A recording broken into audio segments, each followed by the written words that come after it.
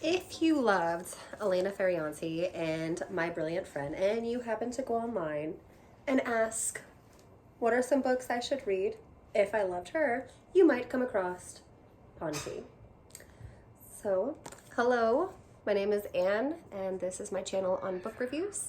I review books, any and all books, so please join my channel if you are a book nerd like me.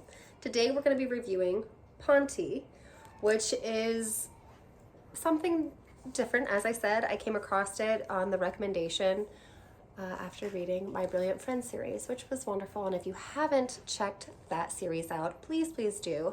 It has an HBO series that came out with their second season. It was wonderful. And of course, the book series is always better, I believe, than the TV show, but they did a wonderful job. Beware, it is a lot of emotional up and down. Okay, so Ponti was written in 2018 by Charlene Teo. I hope I'm saying that okay.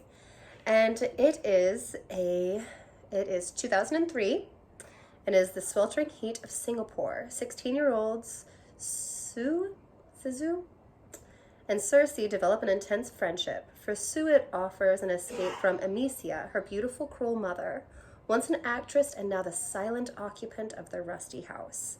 But for Cersei, their friendship does the opposite, bringing her one step closer to the fascinating and unknowable Amicia. 17 years later, Cersei finds herself adrift and alone. And then a project comes up at work, a remake of the cult 70s horror film series, Ponti. The same series that defined Amicia's short-lived film career. Suddenly, Cersei is knocked off balance by memories of the two women she once knew, by guilt and by a lost friendship that threatens her conscience. So, Ponti, let's see.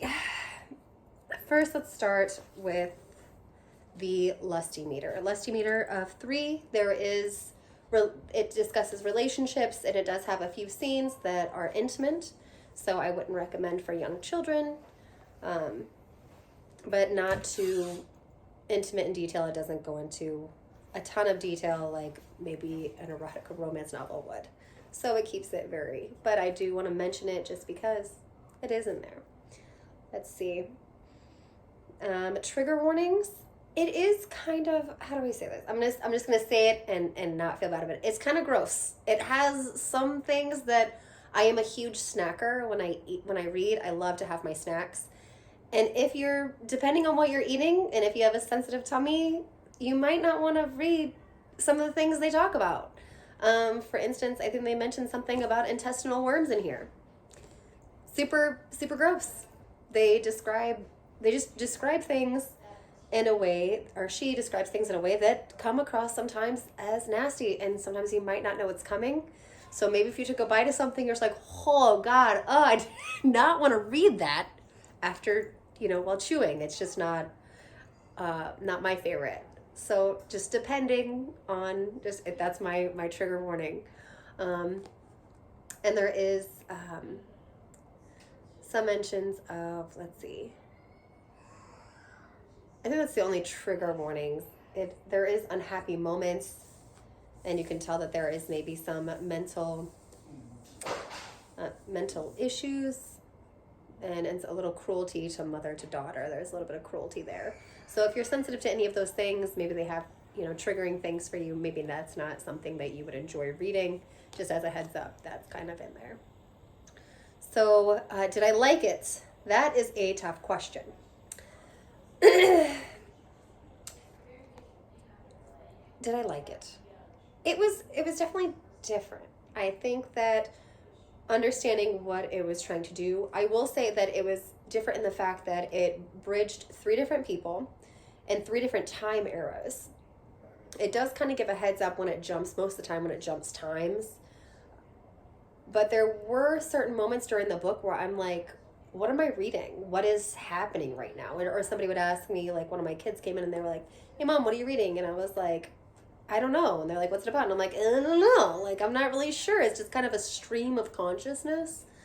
So you're just kind of on the adventure with these young ladies while they're kind of making their way, and you're just in their head, as sometimes it is just kind of a stream of what they're thinking and what's happening. Like there was one moment where I'm reading and I can tell the person was extremely distraught, but they're literally just listing things that have happened, and they're not connected in any way. They're just, it would be like if I told you like, since last Tuesday I kind of, cleaned my house and then I took care of my kids. I would just have this stream of consciousness. So I don't know if I found it enjoyable, but it was definitely worth reading once.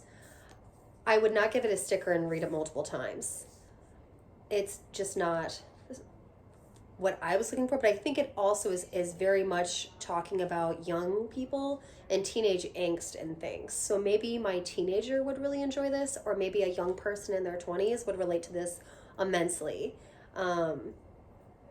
I just didn't. It's not where I am in life. I don't think that was my...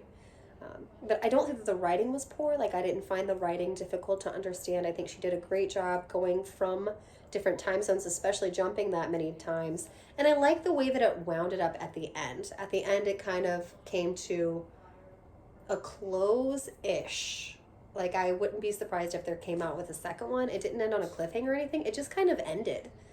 And so I'm not sure that I don't feel complete. Whenever I finished it, I had to process through, and I talked out loud about it a little bit. I was like, what the hell did I just kind of read?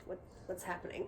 But I do like that at least one of the characters I felt like was the most deserving of peace found peace. And I really enjoyed that. So there is that. It was difficult to read, I felt like, just because I felt like some of the characters were kind of cruel, including some of the main ones that I was just like, wow, you're not a very nice person. And I'm not super big on revenge, but I kind of think you're being a jerk. Just saying. So, should you buy it? Yes.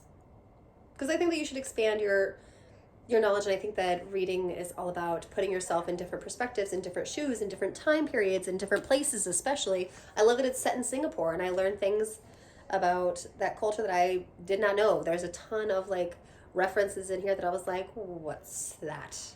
And so I had to look it up. I love that, because then it expands my knowledge and gives me a fresher outlook on life. So the book itself is not super long. It's not a very intense read.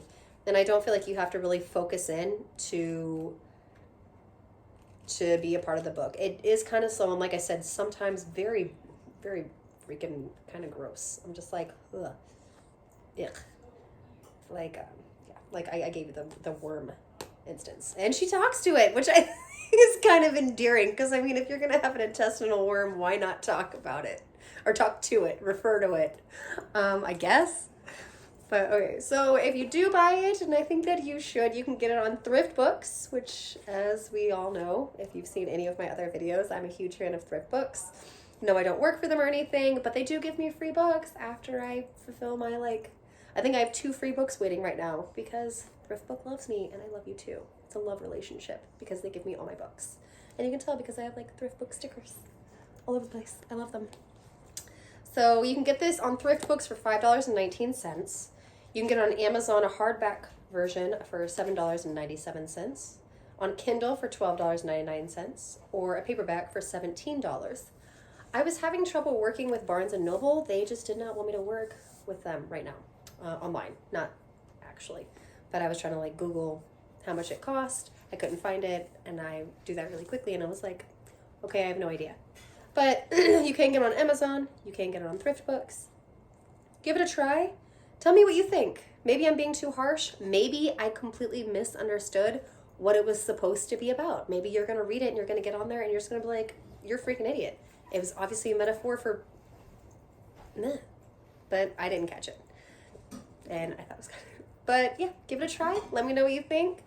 And I hope everybody has a wonderful beginning of the year.